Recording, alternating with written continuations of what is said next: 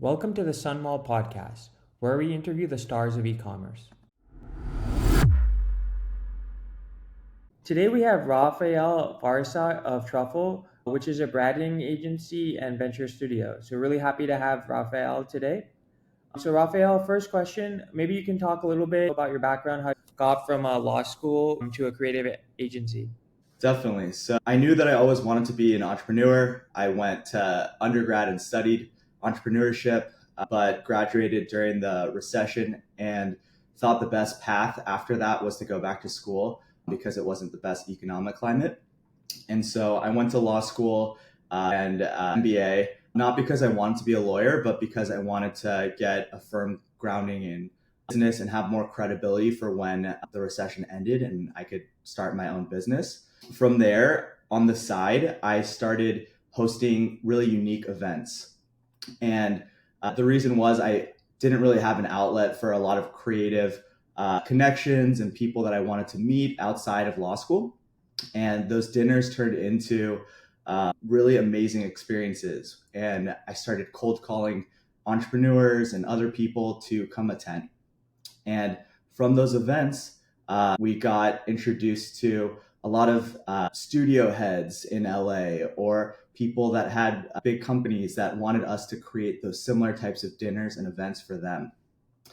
And that's how our agency started. And I dipped my toes in to creative by creating events and experiences for brands when they just enjoyed the experiences I created independently. Awesome. So you were at law school, you wanted to expand the network, so you hosted events, and so then you got into outreaching to different people and got pulled towards the industry. So now that you're more established, maybe you can talk about some case studies or clients you've worked with. Yeah, definitely. So Truffle works with all types of companies, mostly CPG brands, but also fashion brands, hospitality brands.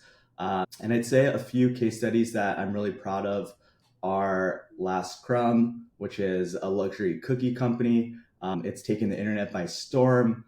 They sell a $150 box of cookies that basically has a streetwear model, and it's been super, super successful and continues to grow. The next one is Better Brand, which is a low carb bagel and bread company. And when we first started with them, they had a $5 million valuation. And as of this week, they now have a $160 million valuation. So that's one we're really proud of as well. And there's a ton of others as well.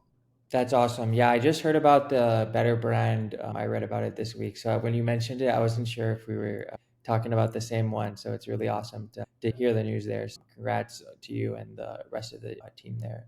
Thank you so much. So before we dig into a specific case study, I just wanted to have a more kind of generic framework here. So any kind of thoughts you have about brand identity, verbal identity, things you try to keep in mind when you're working on that? Yeah, I can talk really high level first and then have some specific frameworks. But I think the first thing that I'd say to any entrepreneur or person working on branding their business is really simple and I think really important, and it can easily get missed is this is your company and it should reflect your perspective. And it's really important to dive deep and figure out why you're doing this company and what you're bringing to the table that's special and different and uniquely yours. There's just so much competition, and most businesses, the fact of the matter is, will fail. And I think the only way to really succeed is to be different. Being safe is actually riskier than being different and standing out and being courageous when it comes to starting a new business. And I think that's the first message I'd say is a lot of experts will tell you to follow all the industry standards and best practices, but at the end of the day, you really have to be motivated by something that is gonna stand out. And the best way to really find that inspiration is from yourself and really asking yourself, why am I starting this? What makes me excited about this besides making money? And that usually can carry through to consumers.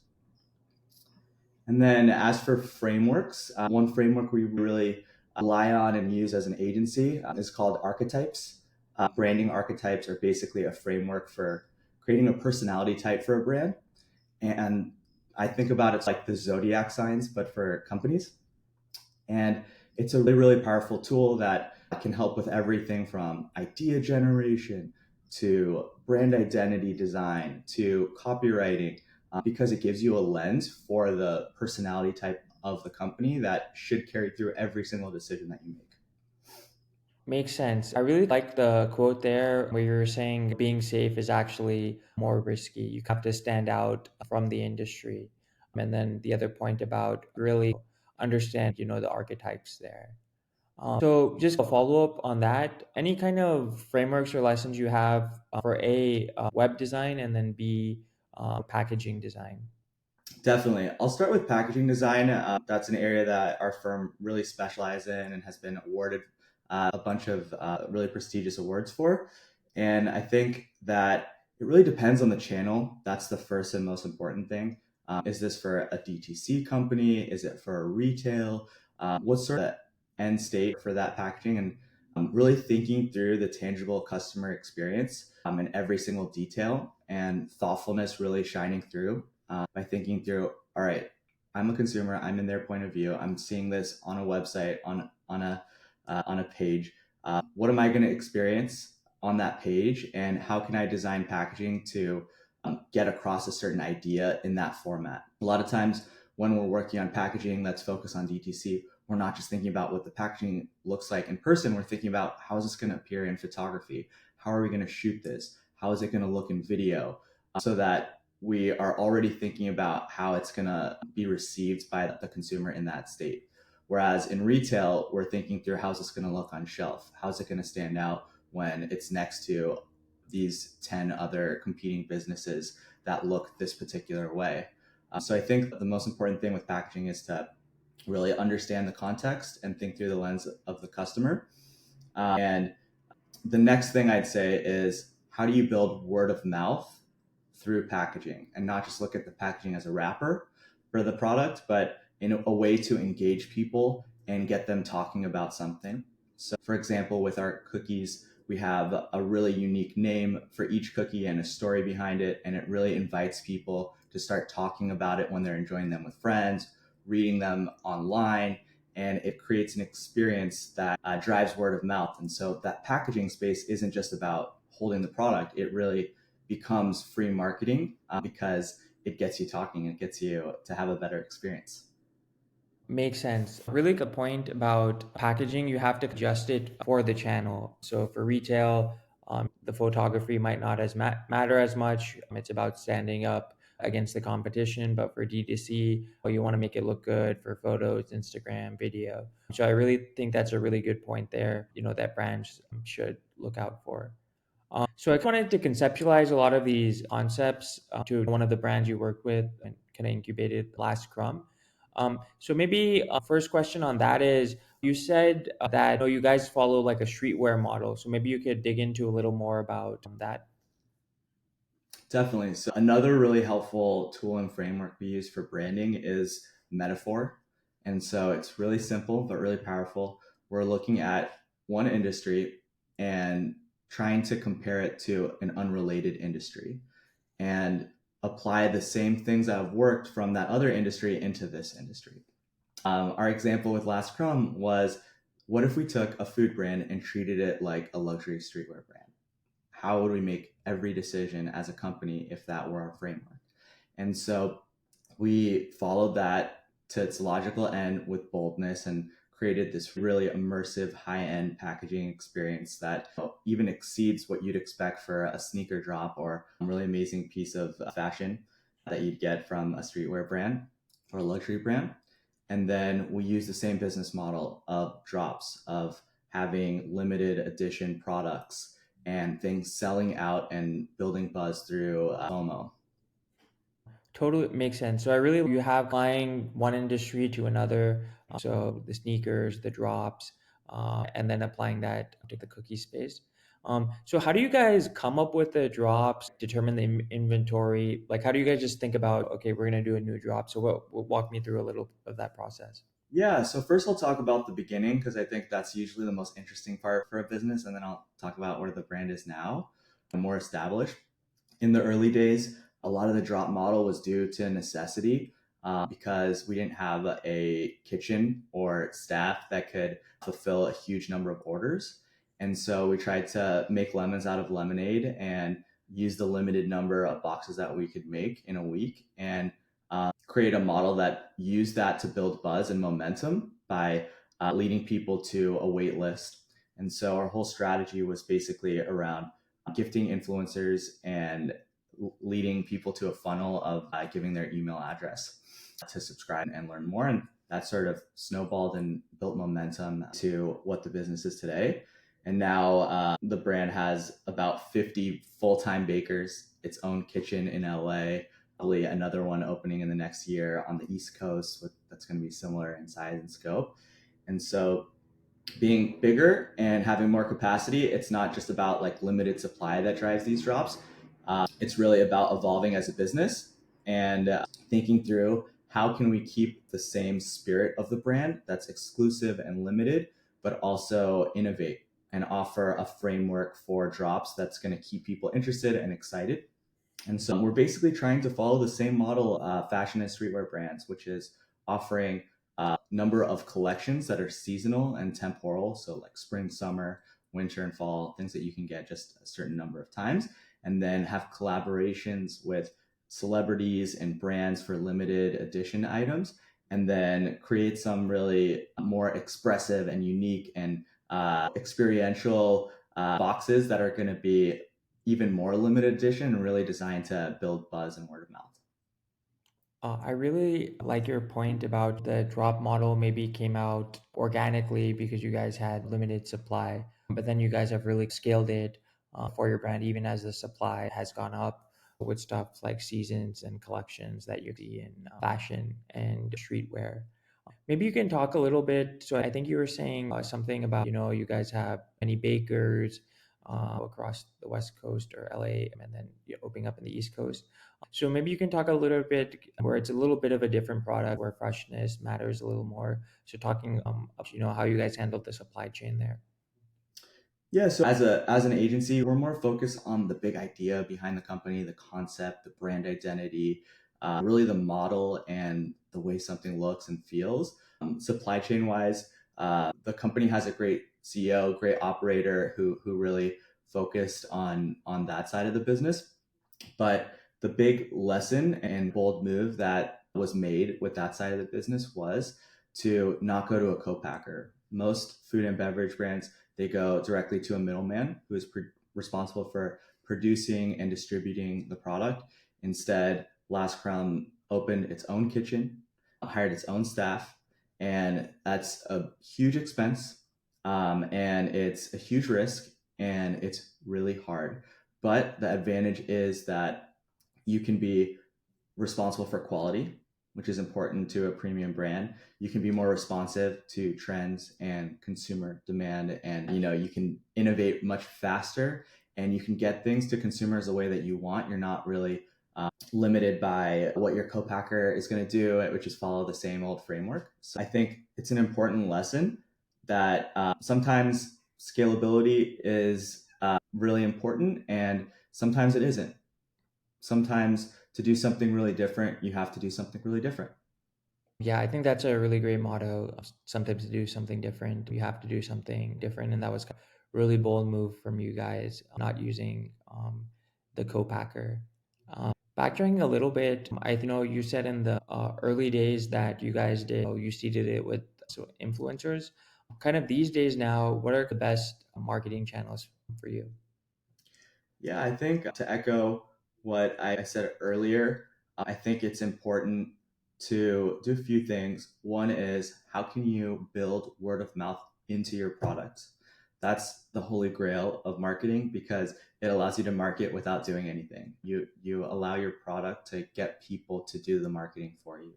And so whether that's through packaging or naming or copywriting or any number of things, trying to figure out what is your unique advantage and the one thing you can lean into to really get your idea across, that is magic. And before you get into anything performance, I think that's the place that people should spend their time.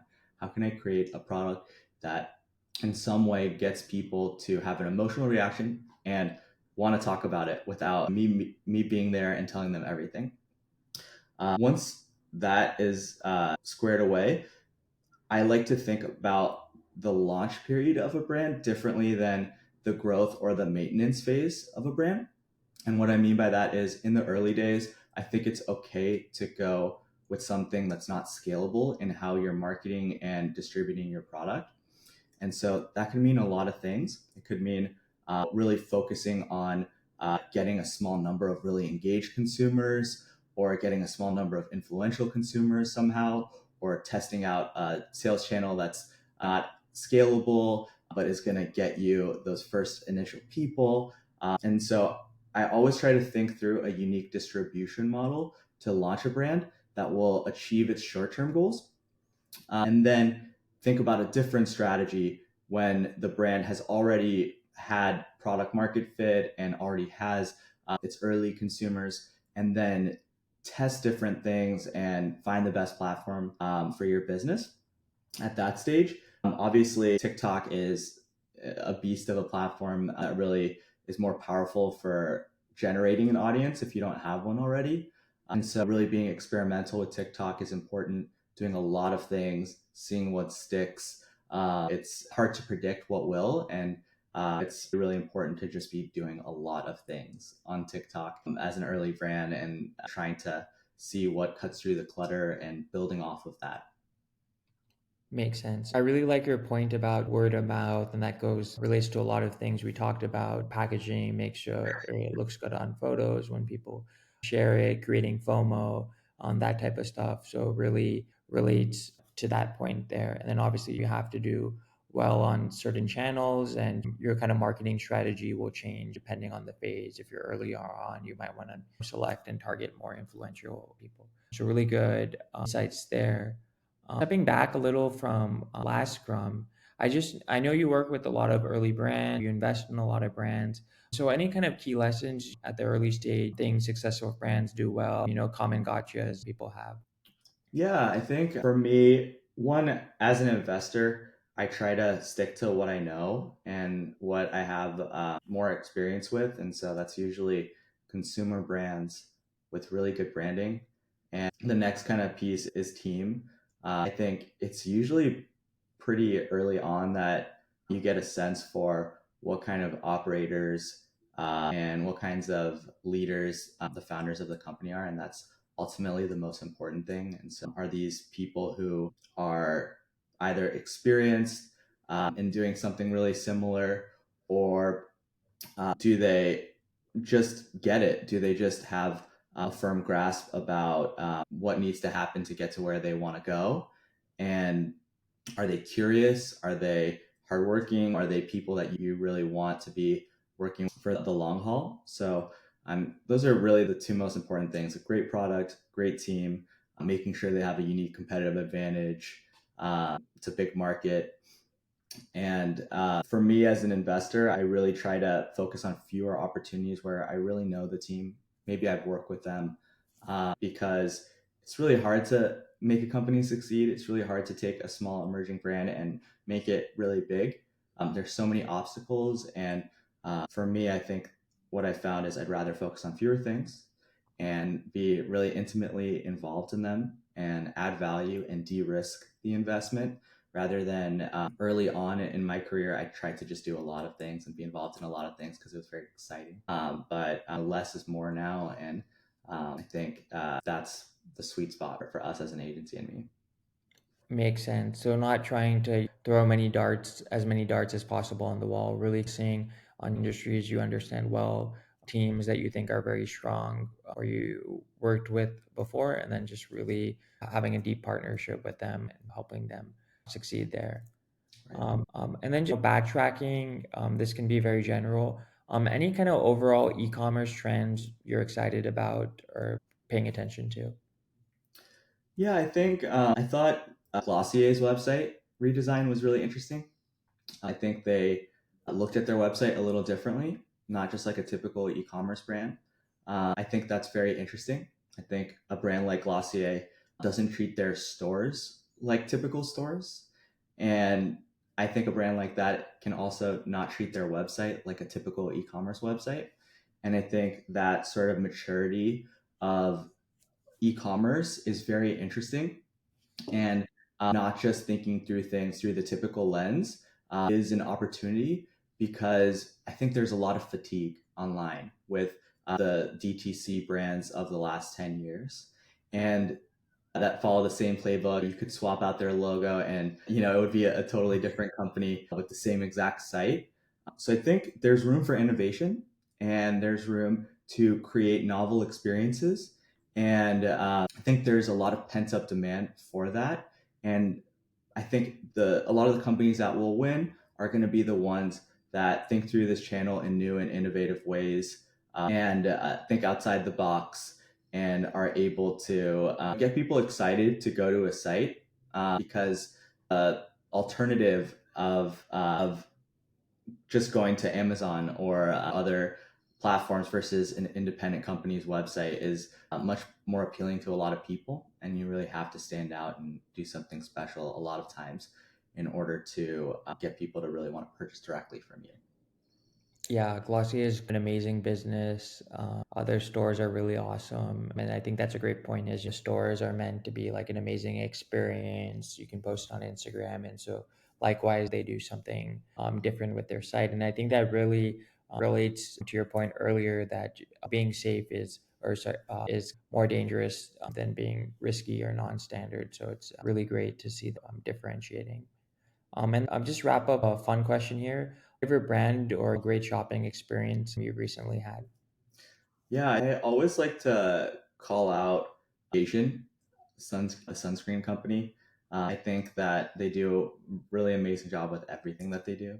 They have this sort of 80s Club Med, like poolside aesthetic that's really witty and irreverent, and they come out with a lot of unique and interesting products, and they just carry through that whole idea across their entire experience, all the way down to the packaging and the products. I'm always excited about what they're creating and find it to be a fun experience to shop with them.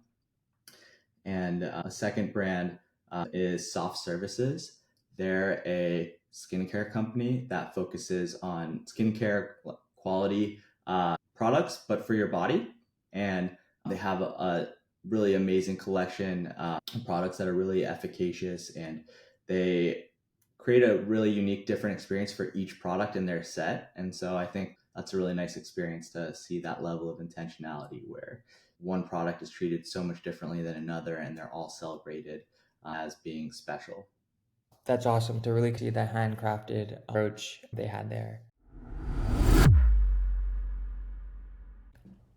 Thanks for listening to this episode of the Sun Mall podcast. Please make sure to subscribe.